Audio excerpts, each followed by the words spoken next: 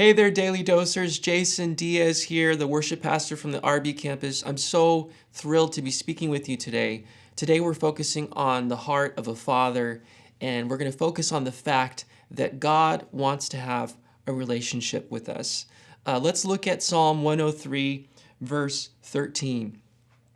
As a father has compassion on his children, so the Lord has compassion on those who fear him.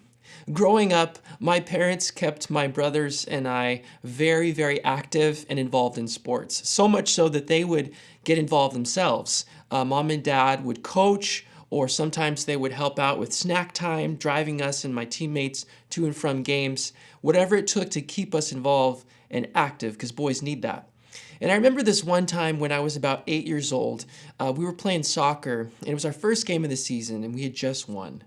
And back then, snack time was a great time for us because at halftime it was always orange slices. And then once the whistle blew, it was chewy granola bars and Capri Suns. So we had a lot to look forward to whether we won or lost, but this particular game we won.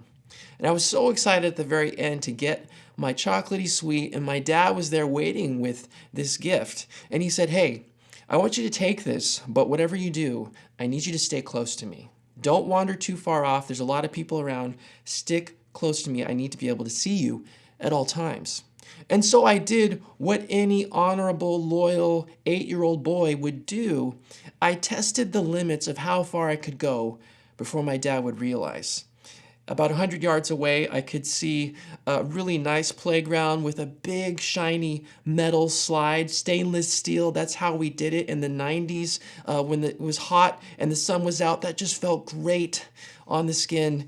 And so I walked out to this playground and I thought, you know what? I'm going to enjoy this granola bar at the top of this slide and just watch the games unfold and just look at all the hundreds of people and kind of marvel at God's creation.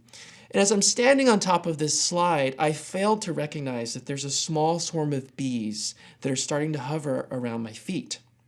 It felt like I was about 10 stories up, and I'm about to take a bite of this bar, and they're really interested in that. And right as I go for that first bite, I feel the worst pain I've ever felt shooting up my leg. And it's going up all the way through my body.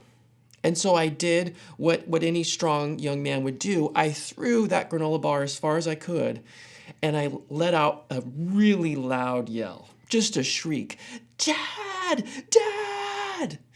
And so now the whole soccer field, hundreds of people and parents and players have just stopped, and they're looking in my direction, wondering what's up with this crying kid, and where are his parents? And so my dad comes running out to figure out what's going on. I'm stuck on the top of this slide, just kind of shaking in my boots and crying. And he takes me down and he goes, "All right, just take a deep breath." We walk to the car. Now I'm just full of snot and chocolate all over my big yellow jersey, just a mess. And he goes, "Okay, take a deep breath. I'm going to take the stinger out. Everything's going to be fine. Just breathe. All right, we're going to go home. I'm going to get you cleaned up. Everything's okay." And in that moment, I was shocked because I was expecting my dad to just come down on me. But he had compassion on me. He calmed me down. He brought me back to reality. Everything was okay. And then something funny happened. I couldn't stop telling people about this day. I had to share, "Look at what happened to my leg. Look at my wound. My dad rescued me. I could have died. Have you seen the movie My Girl with Macaulay Culkin? He's up in a tree and he's allergic to bees and he falls and that could have happened to me, but I didn't. My dad saved me. He rescued me." My story went from being about my pain and fear to what my dad did to save me. And I think it's the same way with God. Often our lives are full of moments where we struggle, where we walk through the valley, where we're going through a stressful time or there's sorrow. But God renews us, restores us through that as he's promised to do. In fact, he calls on us to cry out to him. And in fact, earlier in the Psalm, in 103, that's the message of this, is that we get to worship and proclaim God's greatness, to say, "Bless the Lord, O my soul, all that is within me. Bless his holy name, and let me not forget his benefits."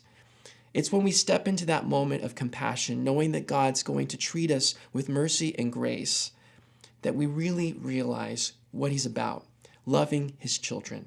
I hope this challenged and encouraged you, Daily Dosers. Have a great rest of your week.